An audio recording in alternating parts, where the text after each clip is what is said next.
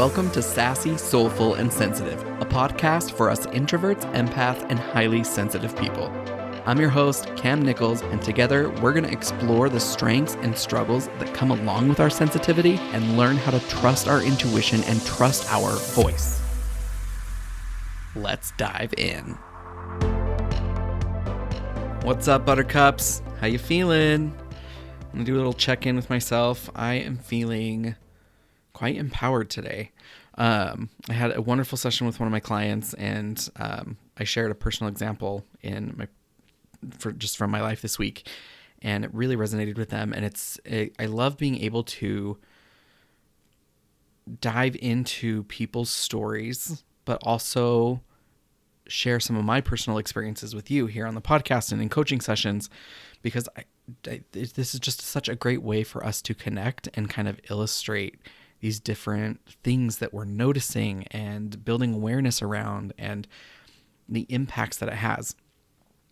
So today's topic is something that I've been sitting on for a while now, a couple months at least.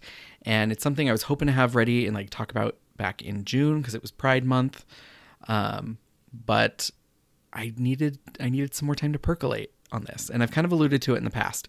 But today I want to talk about the difference and the nuances between tolerance and acceptance. And so let's just dive in. What is the difference between tolerance and acceptance? And so at first glance, tolerance and acceptance, they might seem kind of interchangeable, but they represent distinct, different attitudes and behaviors that significantly impact our relationships and our self-perception, which this is where oh my gosh, you guys, we're going to talk about all of it today. We're going to talk about how it impacts our relationships, how it impacts us, how it impacts society, all of it. So tolerance is often defined as the ability or willingness to endure something, particularly opinions or behaviors that one dislikes or disagrees with. So it's a stance of putting up with or allowing something to exist without necessarily approving of it. So in relationships and self-reflection, tolerance can be seen as a more of a passive state where differences or perceived flaws, perceived is the key word there, perceived flaws, they're acknowledged, but they're not embraced. Whereas acceptance, on the other hand, goes a step further. It involves recognizing a reality and embracing it without attempting to change it. When we accept something or someone, we're not just enduring their presence or their existence, right? We are acknowledging their inherent value and their right to be as they are. Acceptance doesn't necessarily mean agreement or approval, and I think that's a huge misconception that people believe. Right? Acceptance does not necessarily mean agreement or approval, but it does imply a deeper level of understanding and respect. The key difference lies in the emotional and the psychological stance that tolerance often comes with an undercurrent of discomfort or resistance, while acceptance involves more open and affirming attitudes. So this distinction plays out in a ton of different ways in our relationships with others and with ourselves, which is what we're going to dive further into. So how does tolerance affect relationships? So tolerance in relationships, it can kind of be this double-edged sword. And here's, I do not want to paint the picture that acceptance is better than tolerance or vice versa, right? They both have their place. But on one hand, tolerance can serve as a stepping stone towards acceptance. It allowing people with differences to just coexist peacefully. And it can be particularly useful in very diverse societies and workplaces where people from various backgrounds interact. We're seeing this a lot in today's political climate. However, relationships built on just mere tolerance, they often lack a genuine depth and connection that just can't exist within a tolerant space. So when we tolerate someone, we're essentially saying, I don't particularly like or agree with who you are or what you do, but I'll put up with it. And this kind of attitude leads to Superficial interactions. People may avoid deeper discussions or genuine sharing to maintain just like the status quo. It can also create underlying tension, like the discomfort or disagreement that's being tolerated. It can create a constant low-level stress in a relationship. This one is really hard, I see, for families who have opposing opinions and disagreements. So another thing that it can create is limited growth. So both parties, they may feel constrained within the relationship, unable to fully express themselves or explore the relationship's potential. Another thing it can create is conditional acceptance. Like the person being tolerated may feel that they're only accepted as long as they don't cross certain boundaries, leading to insecurity and self-censorship. So for highly sensitive people, you probably resonated with several of those things that I just mentioned because they are very prevalent. I'm like, what's this word? Very prevalent in our relationships. We often find ourselves in tolerant relationships. And in these personal relationships, tolerance can sometimes be a necessary phase, especially when dealing with significant differences or when we're just dealing with times of conflict. However, if a relationship doesn't evolve beyond tolerance, it's probably going to stagnate. And it's either going to stagnate or it's going to just completely fall apart. And we see this all the time. And I want you to examine, where does this happen in your life?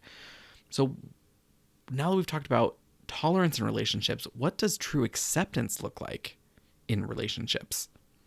So true acceptance in a relationship is characterized by a very deep understanding and embracing of each other's whole selves.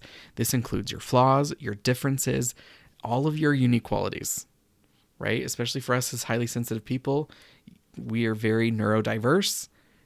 Like it's accepting all of it. And it doesn't mean agreeing with everything the other person does or believes, but it does mean that respecting their right to be who they are. Right? So key aspects of acceptance in relationships are things like active listening and empathy, like truly trying to understand the other person's perspective without judgment. Another one is celebration of differences, like viewing these diverse qualities as enriching, and that's some things that like make the world a better, richer place rather than problematic. Then we have unconditional positive regard, which is like valuing the person regardless of their action or beliefs. You can value them as a human. Another piece is open communication, feeling safe to express thoughts and feelings without a fear of rejection. Mutual growth, encouraging each other to grow and develop as individuals and together in a relationship. Again, the relationship, when we're talking about relationships, it doesn't matter if it's a coworker, a friendship, romantic relationship, marriage, none of that matters, right? Relationship is just being in relation to another human. And then another piece is flexibility, being willing to adapt and compromise without expecting the other person to fundamentally change. That is a big one, especially if I'm going to say this for any queer people. I see this a lot in our queer community. We talk about preferences on social apps, and it's like, okay, if it can't be changed in 30 seconds or less, like, let's not bring it up. That's not a preference, right? Sorry, side tangent. But in an accepting relationship, like both parties, the whole idea is that both parties feel seen, they feel heard, they feel valued for who they truly are, including the hot messes that we are. Like this is what creates the foundation of trust and security that allows a relationship to deepen and to flourish. So can a relationship evolve from tolerance to acceptance? The answer is yes. Like relationships do, well, don't say they automatically do, but they can evolve from tolerance to acceptance, but it does require conscious effort and willingness from both parties. And this evolution, it occurs through increased understanding. As people spend more time together and learn about each other's backgrounds and motivations, like empathy just naturally tends to grow. right? If we're willing to open up and communicate, and I know for some of us that can be really difficult. That's definitely something difficult for me, is opening up and talking. But the more that we share, the more that we allow ourselves to be seen in the relationship, more empathy naturally grows. It's also important that we challenge assumptions, that we actively are questioning our initial judgments and our biases, because that is what opens the door to acceptance. We also have just shared experiences, right? Going through challenges or even joyful moments together create bonds that just kind of transcend like these initial differences, right? Spending time together and having shared experiences changes how we relate to other people. And all of this kind of like helps create like open dialogue, right? Having honest, respectful conversations about differences that can just lead to further mutual understanding and respect, which all of this plays into personal growth. As individuals, if we're working on our own self-acceptance, it just kind of helps, it almost just automatically bleeds out into accepting others. And so this journey from tolerance to acceptance, like it's very rarely linear. It's not like A, B, C, D. It's kind of like A, C, apples, unicorns, D, right? It's not linear. It doesn't always make sense, and that's totally okay. It is going to involve setbacks, and it's going to require ongoing effort, but the result is like so rich. It's deeper. It's more authentic. It's worth the work.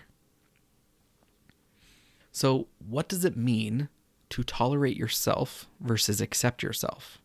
Right? So we talked about relationship and what that looks like, but now let's kind of turn this in towards ourselves. So self-tolerance and self-acceptance represent different levels of our own self-relationship, much like they do in our interpersonal relationships. So self-tolerance will manifest itself like acknowledging flaws or perceived shortcomings, but still viewing them negatively. You guys, I fall into this all the time. You've heard me talk about it on the podcast. I'll be the first to admit my fault, and I'm always working to change that from negative view to a positive view. This is a piece of it, right? That's self-tolerance. So self-tolerance also manifests by constantly trying to change or fix oneself. This is a huge one in the self-development industry, that we always need to like be better and fix ourselves. It drives me nuts. I won't get on my soapbox. I'll save that for later TED Talk. But self-tolerance, it's conditional self-worth based on achievements or based on others' approval. Self-tolerance is negative self-talk and self-criticism. Self-tolerance is difficulty in expressing or asserting one's true self, our true desires. And in contrast, self-acceptance involves recognizing both strengths and weaknesses without harsh judgment. Self-acceptance is embracing one's whole self, including the imperfections. Self-acceptance involves unconditional self-worth that is not dependent on external validation. Self-acceptance is kind and compassionate self-talk. Self-acceptance is having comfort in expressing one's authentic self. Self-tolerance can be a step toward self-acceptance. But staying in a state of self-tolerance just leads to ongoing stress. It leads to low self-esteem and difficulty in forming genuine connections with other people. So I hope that just in that side-by-side contrast, that helps you see where you might be being self-tolerant versus self-acceptance and how we kind of transition into that. Because, which I kind of alluded to this, like it does affect our mental health. Like when we're in self-acceptance, like we have reduced anxiety and depression. We have increased resilience. We have improved relationships. When we can accept ourselves, we're more likely to accept other people's authentic selves as well. That's the beauty of it. We have enhanced self-esteem. We have greater life satisfaction. Our stress is just reduced because we're not constantly trying to fix or change ourselves or other people or our circumstances. Right? It's important to note that self-acceptance doesn't mean complacency or lack of desire for growth, right? But rather, it just provides a very secure base from which personal development can occur for ourselves and in our relationships. So let's talk about some of the signs, it's more of the signs of like what is self-tolerance versus self-acceptance, because recognizing whether you're in a state of self-tolerance or self-acceptance, like that's going to be crucial for your personal growth. So here's some things to look out for. Signs of self-tolerance. Again, that constant self-criticism, negative self-talk. Difficulty accepting compliments or recognizing your personal achievements. This is one I talk to my clients about all the time. And I recently had an experience on Facebook that got a ton of compliments. It was unexpected in what I put out there. And oh my gosh, it took me days to just respond to some of those comments because I was having a hard time like taking it in, right? It can feel like you're never good enough. Perfectionism or that fear of failure, of avoiding situations where you might be judged, is a sign of self-tolerance. Difficulty in expressing your true thoughts and true feelings, and comparing yourself to others, especially when it's unfavorably to others, right? All of those are signs of self-tolerance. Self-acceptance would be like you have the ability to acknowledge both your strengths and weaknesses without harsh judgment, which we talked about. You can express yourself from an authentic place, and it can be okay. Ability to set healthy boundaries, willingness to try new things, and accept the possibility of failure, because even failure is something that can be celebrated. There's a decreased need for external validation.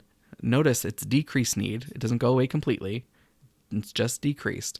We're humans. We need external validation. That's part of our tribe mentality. It's part of our primal brain. We have the ability to laugh at ourselves and not take things too seriously or too personally. And we just start feeling more comfortable in our own skin. And I'll share a short story of self-acceptance. I was recently, I had a rough week. Someone saw this and they thoughtfully, it was so kind of them. They found and purchased a gift for me. And this person does like to purchase gifts for people in their lives, and it's such a great trait. And the gift that they purchase is not something that I would choose for myself. And it actually, I had asked this person not to buy me gifts because I don't want them. I want them to like save their money for like things that they're like that they want to do, which I know they want to buy gifts, and that's totally fine. And all of that. So there's still some work for me to do around that. But also just this idea of like, they purchase something and it's not something I'd pick for myself. It's actually something that I had been considering purchasing, but I have a very specific vision of what I want it to look like and what I want it to be. And so I declined that person's gift. I thanked them and I appreciated who they were and like they were thinking about me and the sentiment behind it, and I refused the gift. And so part of that was me just expressing my authentic self, but also my ability to hold my boundaries of like, I've asked you not to purchase things. And so like it felt really right. Some of you are probably cringing at this. When I told my client this story, they cringed and they both like had a giant smile on their face at the same time. So that's kind of the feeling behind it, right? Self-acceptance is being able to express our authentic self of like, oh, this isn't something that I would choose for me. And the acceptance in the relationship is still appreciating that person for who they are. So it was a moment of empowerment for me to be able to speak up for myself and also still feel a little bit of that people pleasing and just gnawing of like, oh, well, if someone gives you a gift, you just need to accept it. You just need to be thankful and show gratitude. And guess what? I spoke up for myself. I was empowered and I still showed gratitude. That was a huge sign of my own self-acceptance. And I'm so proud of myself for that. And so I want you to start looking for some of those things in your life as well. Because remember, like self-acceptance, it's the journey, not the destination, right? These things are going to change. It's going to look different from day to day. But many people find themselves moving back and forth along the spectrum of self-tolerance and self-acceptance as they navigate these different aspects of their lives. And so I share that story in hopes, because I also share a lot of like self-tolerant stuff with you as well, but I want to share that one as a sign of self-acceptance, right? This is me and my story going back and forth on the spectrum. So how do support and trust differ in tolerant versus accepting relationships? This is a piece that kind of like I was really kind of percolating on over the last couple months, because the nature of support and the nature of trust varies significantly between relationships. Like a tolerant relationship versus an acceptant relationship. So like in tolerant relationships, support may be conditional or limited to just certain areas. So trust might be restricted, with individuals holding back parts of themselves. Like there may be an underlying fear of judgment or rejection.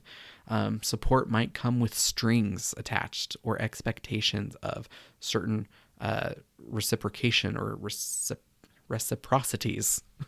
I always love when I struggle with vocabulary. Like it's so funny to me.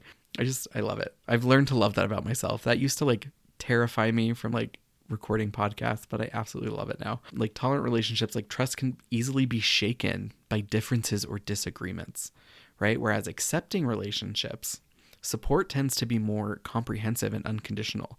Trust runs deeper, with individuals feeling more safe and more vulnerable. That if they share something, there's not going to be a negative consequence for that, right? There's a sense of security that allows for open expression of needs and feelings. The support, it's given more freely without expectation of immediate return. And trust is resilient, like it's able to withstand those disagreements and those conflicts. And so the difference in support and trust between these two types of relationships can significantly impact their depth, their longevity, and just overall the satisfaction of those involved in the relationship. And especially as highly sensitive people, we have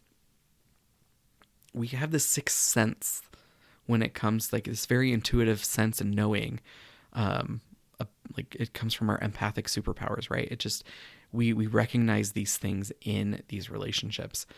So let's talk a little bit about societal implications about tolerance versus acceptance, because this is also very, very, very, very prevalent here in the United States right now in an election year when this is being recorded. Like the distinction between tolerance and acceptance has very far-reaching implications for a society as a whole. And this is something I tend to get really passionate about because, like, y'all know my whole thing is about highly sensitive people and how we're stepping up to show the world a softer, kinder way of being and doing and existing than what it has been. And that's going to rub people the wrong way. So a tolerant society, it may have less overt conflict, but that underlying tension, that still remains. So a tolerant society can lead to marginalized groups feeling merely tolerated rather than being actually included. We're seeing this a lot today.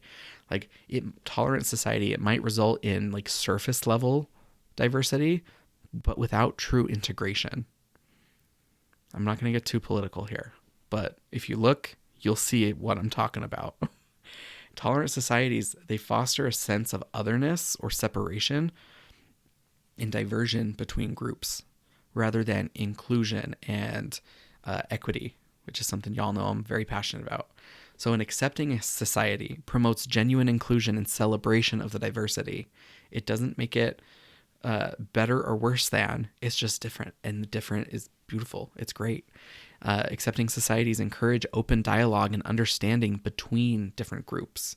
Accepting societies foster innovation through integration of diverse perspectives, right? I see this a lot with ableism and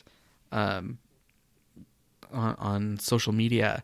It's like, okay, let's like, so people that can walk upstairs and they can walk up a ramp. People who do not have the ability of their legs, they can't walk upstairs. Their wheelchair can't roll upstairs, but it can go ramp. So why are we not building more ramps instead of just stairs, or even just stairs and ramps? Like, we can all use a ramp. Why don't we? right? It's things like that. Like accepting society, it's creating a sense of belonging for all members regardless of their differences. And it ends up being more resilient in the face of challenges because there is a stronger sense of community, right? This goes back to what I was saying about validation and our natural tribal mentality. Community is a part of that. So moving from tolerance to acceptance on a societal level requires ongoing education. It requires exposure to diversity and conscious efforts to challenge biases and stereotypes.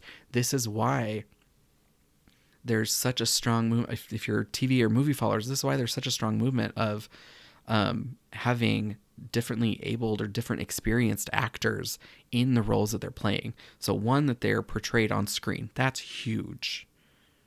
We need to see people like us on screen, represented in books and TV and movies, right? And then it's also important for the actors who are playing those roles to also have that experience.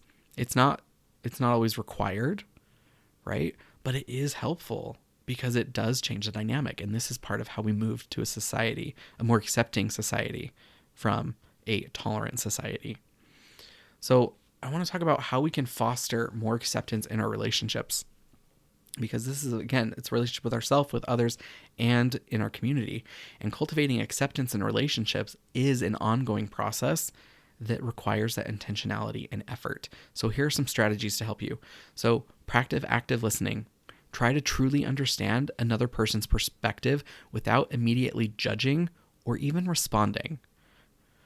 And challenge your assumptions. Question your initial reactions and try to notice what internal biases you just naturally have. So many of our biases are completely unconscious until we make them conscious. So bring that awareness to them. Ask yourself why you feel a certain way about someone's actions or their beliefs. Like, this is a great opportunity to cultivate curiosity. Approach differences with genuine interest rather than judgment. Practice your empathy. As a highly sensitive person, like, empathy is huge for you. This is something you're good at. Allow it to be, and practice it further by putting yourself in another person's shoes and try to understand their experiences and motivations, even if you would choose something completely different for yourself. Like, really, as you practice these, I really want you to just think about, how can you disagree with someone? How can you see someone make a choice and you choose something completely differently and understand why they would choose it, and give them the trust and the respect and the support that, yeah, they're making choices that are best for them based off the information they have, based on how they're viewing and perceiving things. Like, that is the true gift to give to other people in relationships, is when you can get yourself into that space of, oh, I would choose differently, but I can see why you chose what you did. And I'm happy for you that you chose what you did, because I trust that you're making that decision for all the right reasons for yourself.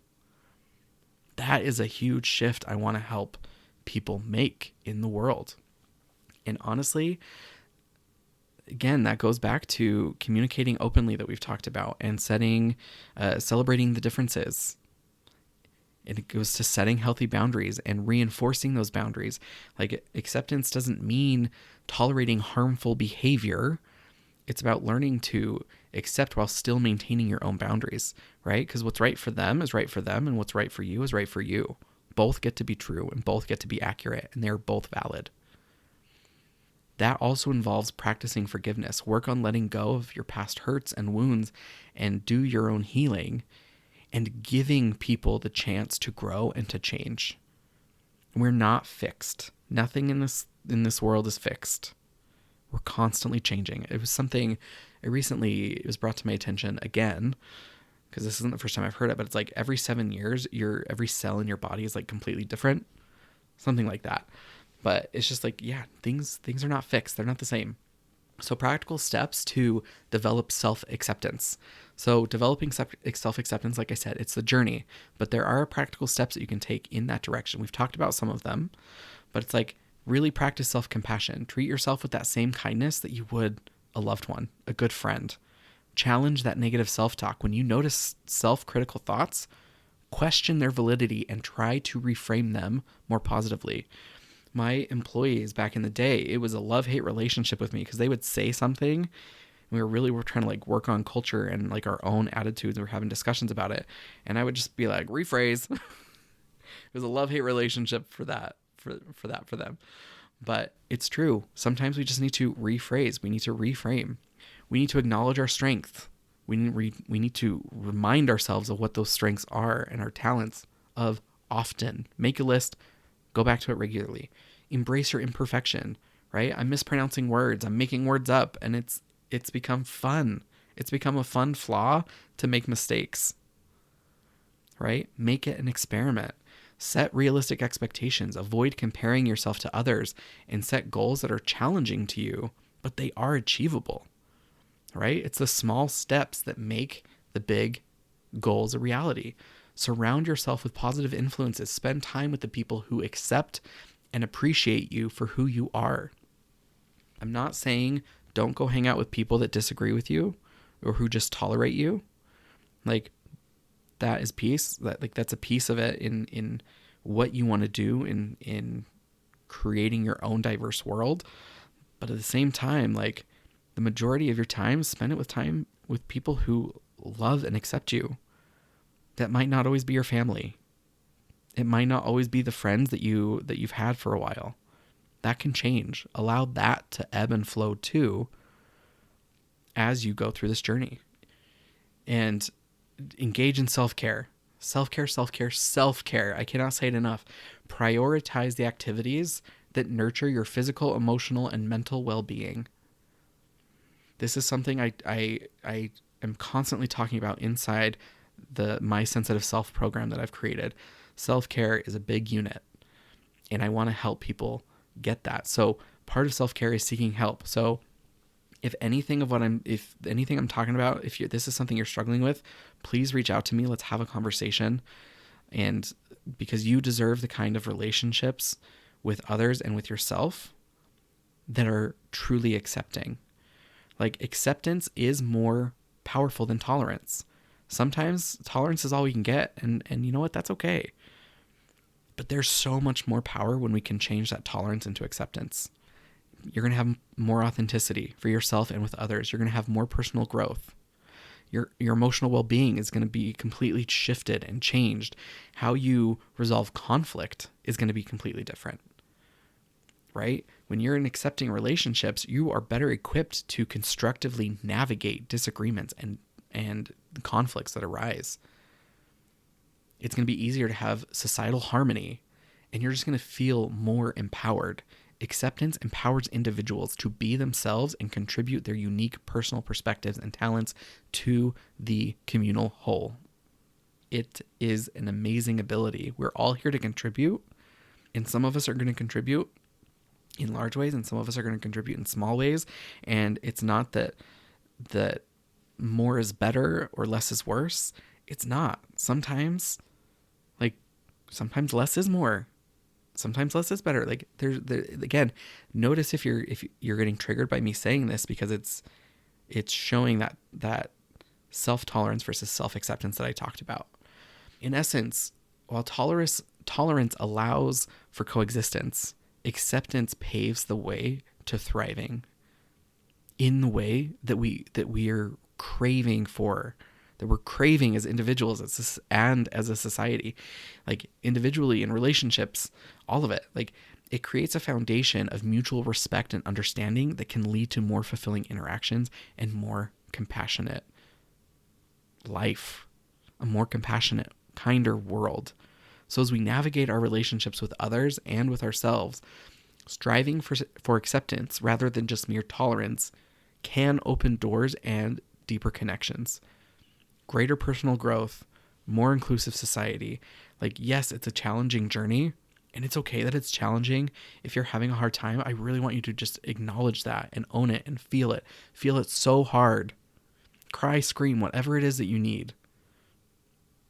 It's okay that it's challenging. But as you transition and you work on consciously taking tolerance to acceptance, that is what is going to dramatically shift and change your world.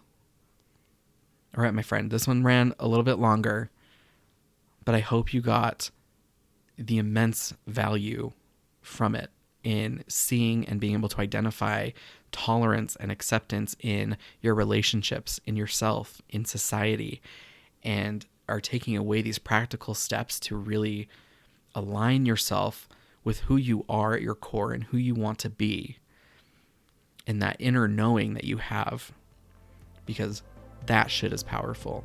You are powerful. All right, my friend, as always, remember, shining bright gives others permission to shine as well. Take care.